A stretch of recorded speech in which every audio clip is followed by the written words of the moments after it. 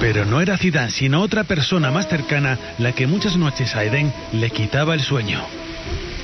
No queríamos dormir con Kylian porque roncaba tanto que había que tirarle cojines para que se callara. Era complicado dormir con él. Roncaba mucho de niño y sigo haciéndolo. Pero bueno, había que dormir. Dormíamos en literas y era imposible dormir del ruido que hacía. El problema es que a Eden le daba miedo la oscuridad y quería dormir con su hermanito. Yo tenía que protegerle, así que tuvo que elegir entre la oscuridad o mis ronquidos. Y gracias a mí perdió el miedo a la oscuridad. Después, cuando me fui de casa con 14 años, era feliz, porque por fin iba a dormir solo.